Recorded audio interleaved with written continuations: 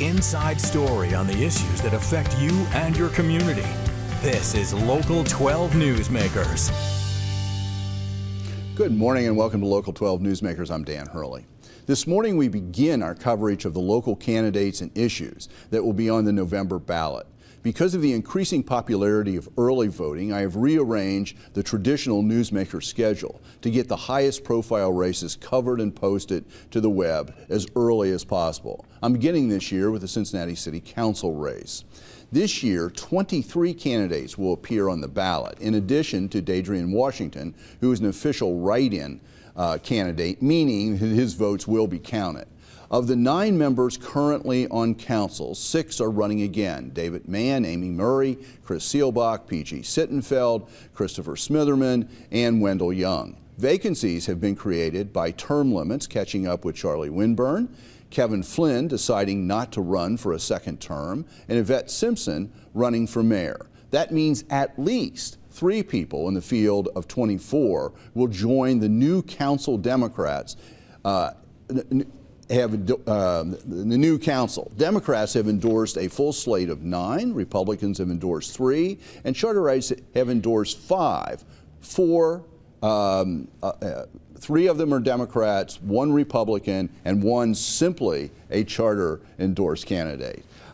In a giant field race like this, my policy for years is to focus on non-incumbents, especially those who have a reasonable chance of winning, but also are first or second time candidates who show future promise. We begin this morning with 3 first-time candidates, 2 endorsed by different political parties and 1 running as an independent. Derek Bauman, to my immediate right, is running as an independent. He recently retired after 26 years as a police officer. Mr. Bauman lives in Over the Rhine and rehabs houses in East Price Hill and the West End. He is vice chair of the All Aboard Ohio, an advocacy group supporting public transportation across Ohio.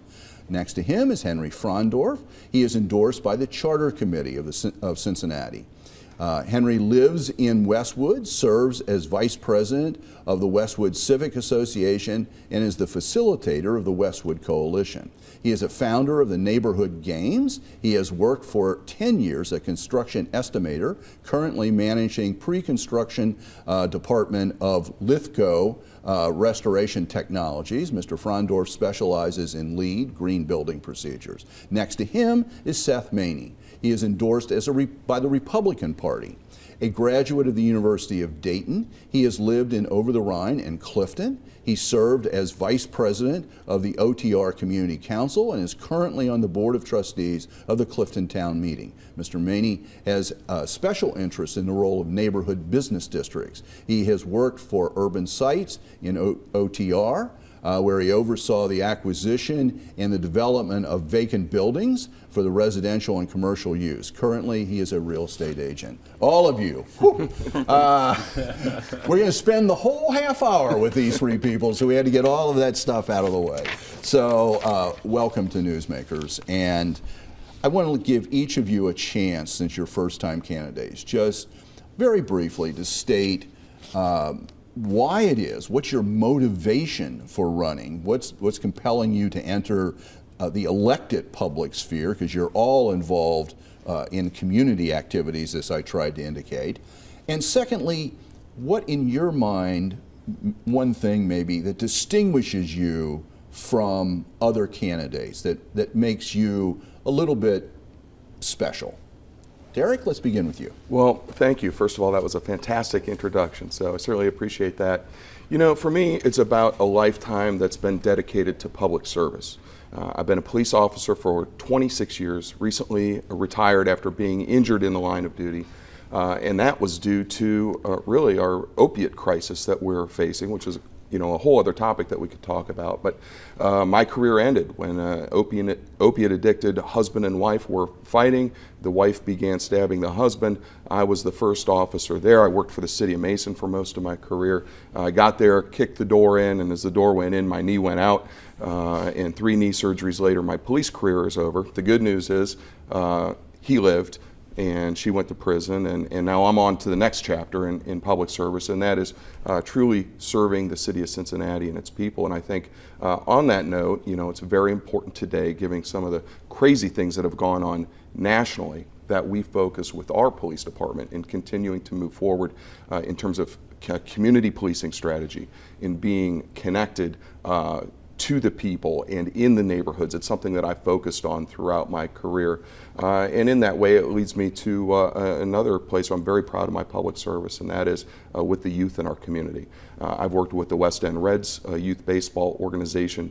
Ironically, about 3 years ago, when the All-Star game was in town, Major League Baseball and the Reds were redoing all of their fields in West End, a community with very few resources, but the team was about to go away. So I found out about that, got involved with the fundraising and the organization, and now coaching with the kids, and we've grown from 80 to 120 children there in the West End, and it gives them a great opportunity for not only summertime activities, but to learn leadership skills and these types of things, and also for me to connect with young people, especially given my role as a former police officer. So that's been something that's been really rewarding, and I think points to, for myself, a lifetime and a history of public service and dedication to the people. Okay. Henry, how about you? Why taking this plunge in? Well, so I'm taking it very seriously. Obviously, I have a wife and 4 little kids at home. And so, just like Derek and Seth here, getting out there takes a lot of time. And so I'm using all my energy to try to make a difference. I founded the Cincinnati Neighborhood Games back in 2014. And I got around to all 52 neighborhoods trying to organize this family-friendly, engaging event. I wanted people to have pride in their neighborhood. And so I quickly realized that probably 30 of the 52 neighborhoods need help from City Hall. City Hall's waiting for those neighborhoods to come to them with a vision, right? And mostly neighborhoods are led by volunteers. And volunteers, don't have so much time, right? So on City Hall, I want to reach out to those neighborhoods and help them organize. Right. I'm the facilitator of Westwood Coalition, which is a group in Westwood where the 4 community groups get together. A lot of neighborhoods have different community groups. And that way we're all rowing in the same direction. In the past, community groups in the same neighborhoods might be fighting with each other, right? And so I want to get to neighborhoods and help those neighborhood groups organize, using Westwood Coalition as an example of how you can get one voice to City Hall to really make a difference. Crime is a big issue in Westwood, as well as a lot of neighborhoods. And Westwood, we have Westwood Uniting to Stop the Violence, which is a community-backed crime reduction effort that's actually had a huge impact. And it worked because the community got behind it, right?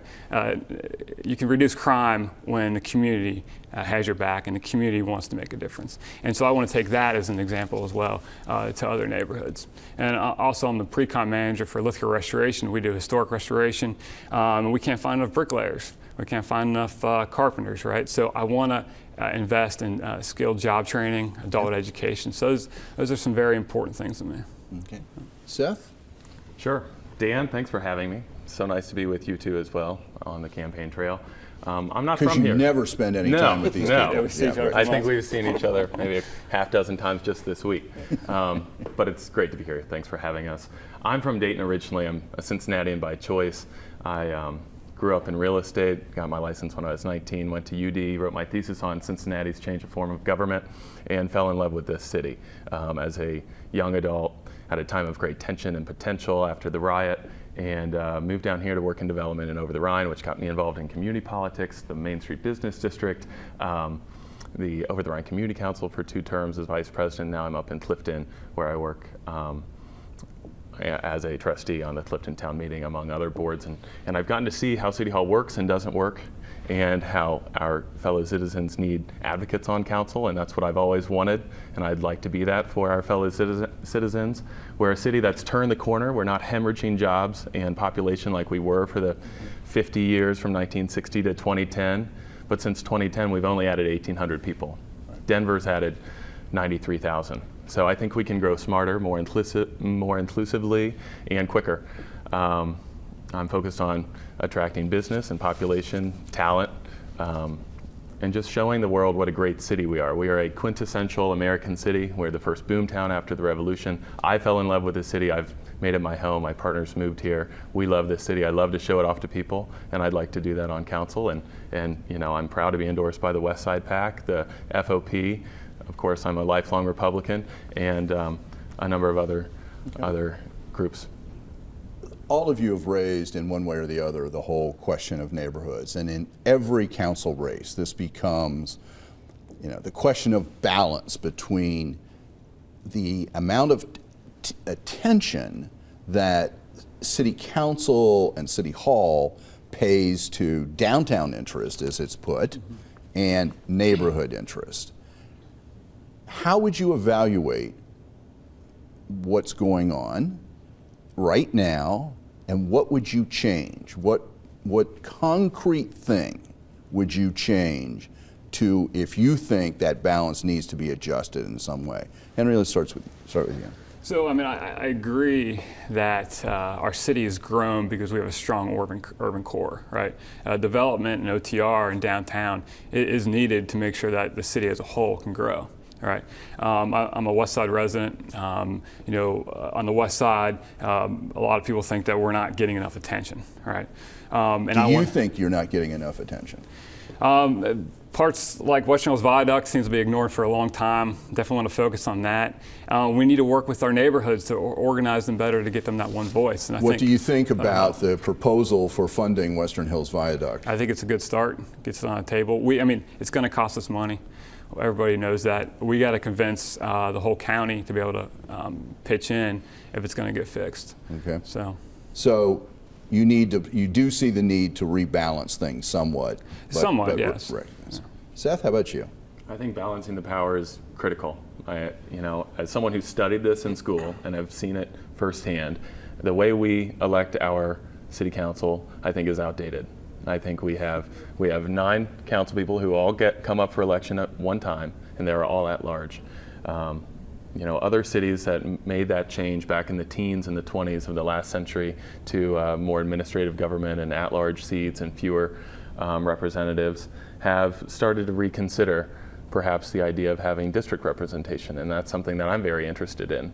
A mix, maybe a hybrid system where you have representation from the north. You realize you're sitting next to a charterite who will beat you over the head about that. Well, I think if you care about accountability and you want representation, and if you think who's around a table matters, I think you'd have to be supportive of an idea where neighborhoods actually have a seat and they're not just making recommendations. Okay. You live in Over the Rhine, sort of the city's newest neighborhood in some ways in terms of revitalization, or it's the oldest neighborhood. How do you see this? Well, you know, I've lived in Over the Rhine for 7 years now, and I think one of the most critical things that we need to do, not only in Over the Rhine, but in other neighborhoods, is make sure that as we invest in our communities, as we grow, which we want to do as a city as a whole, that we do that in a way that is respectful and inclusive of the populations that have lived there for a long time. This is vital. And I think people today want to live in diverse, growing neighborhoods. And how well is that happening in Over the Rhine? Well, I think it could be better. Okay, and so we can use this as a tool and a mechanism that as we go forward and invest in other communities, we have to be deliberative about this. There needs to be strong, robust community input, especially to developers that get city money. Okay, we're not just going to give this to you and you build as you please. That if there are city dollars involved, particularly, that there is going to be robust community input on the front end, not after the fact when really the deal's already done, on the front end, and to say, look, does a certain percentage need to be affordable housing? Do there need to be certain amenities like green space or other things, bus infrastructure in this development that the community may want? You know, an example of this is our over $100 million MLK interchange that was done and has greatly impacted Walnut Hills. I went out there a couple weeks ago, did a Facebook Live video from the corner where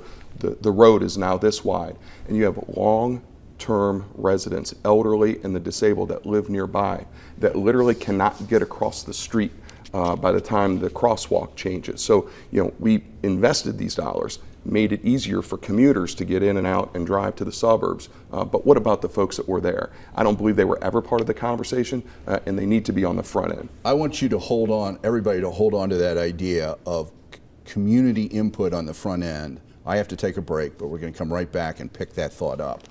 Stay tuned. Everyone's staying right where they are, so we'll be right back with the 3 candidates for Cincinnati City Council.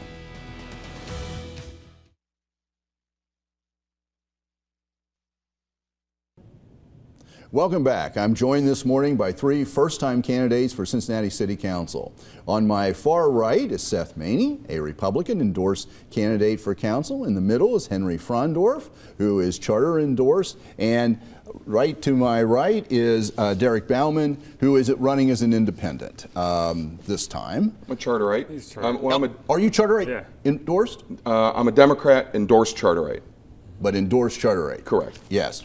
Okay. I'm sorry. I got that confused. No worries. Okay. Did I have it right in the beginning? I don't know. Who cares? It was a while ago. Blame it on me. Blame it on me. Okay, this whole point about front-end input by communities. City Council faced a very difficult vote several weeks ago on the expansion of Children's Hospital in Avondale. Very simply, yes or no, how would you have voted on that? And secondly, did the community get a fair chance to have input on that? Seth? I would have voted to support the expansion, without a doubt. They're not asking for a dime of city money. They're asking for a zone change, and they're asking to reroute a street. Do you think there was enough input opportunity for the community?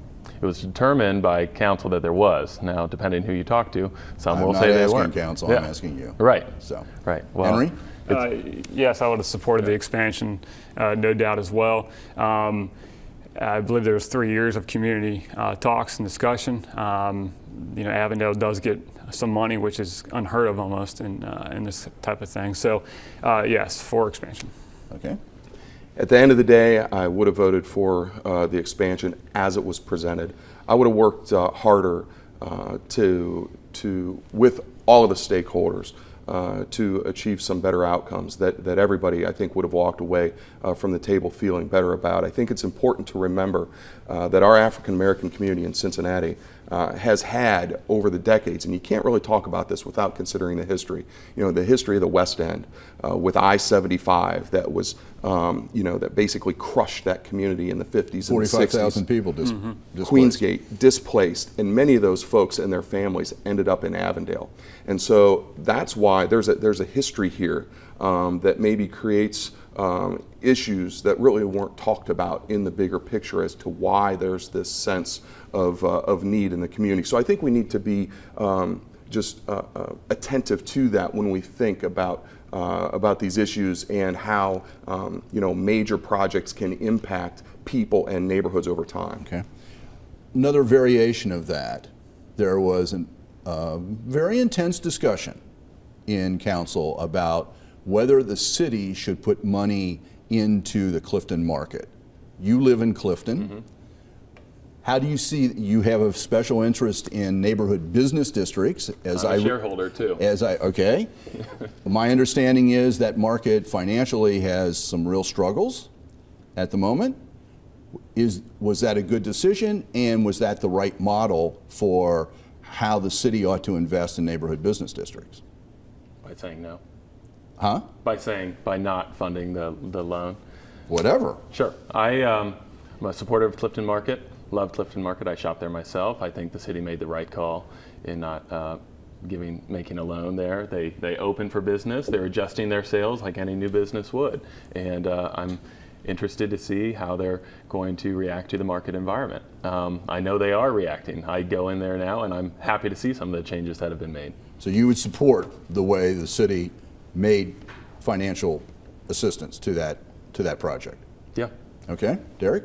Well, Look, we have an issue with food deserts in Cincinnati, and I think the city does have a role. And now we look at, again, Walnut Hills, a neighborhood like this that maybe doesn't even have all the resources that Clifton does.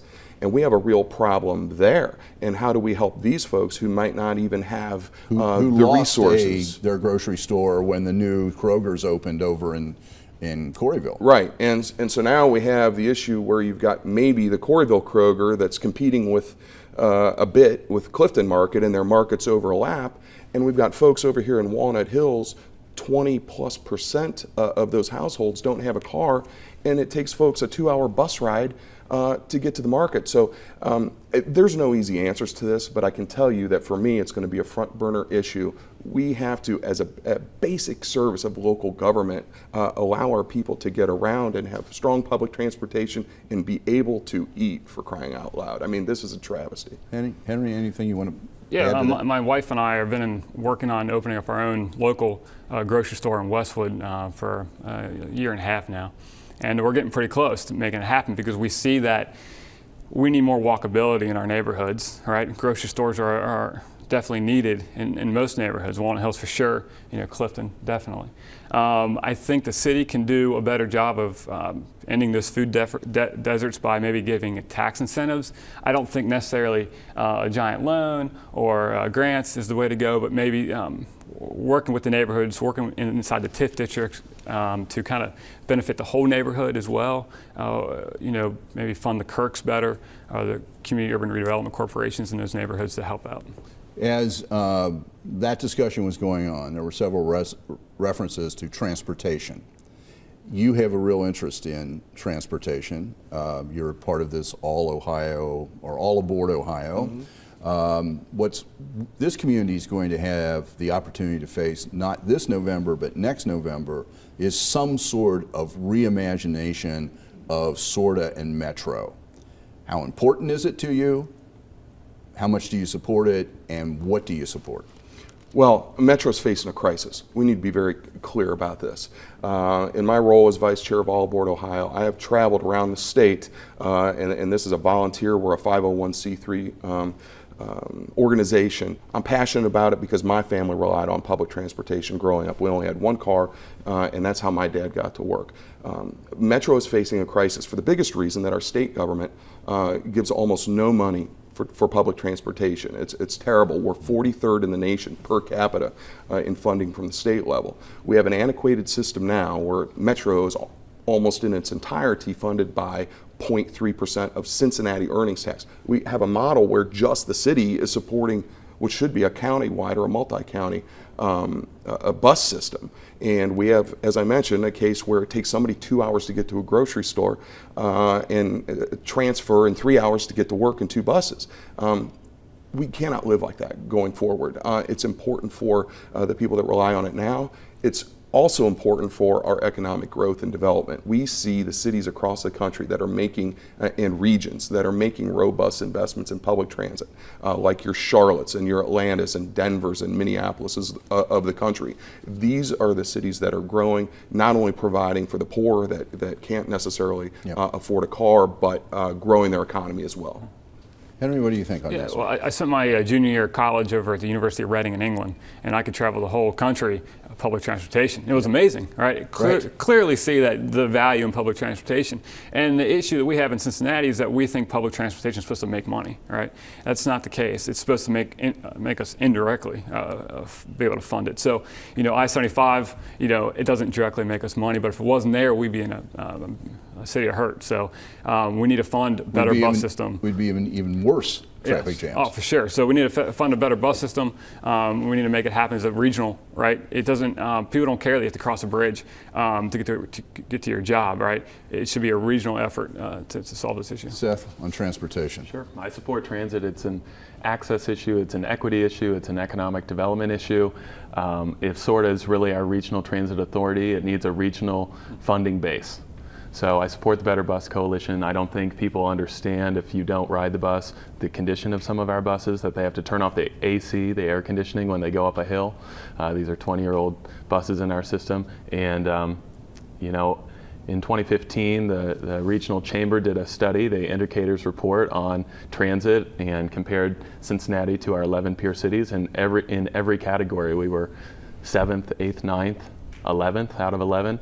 We're way behind, and we need to catch up. And it's about jobs, opportunity, and access. So all of you support countywide and/or regional funding for this, which is going to be on next year's ballot, and we'll get behind it as a council member.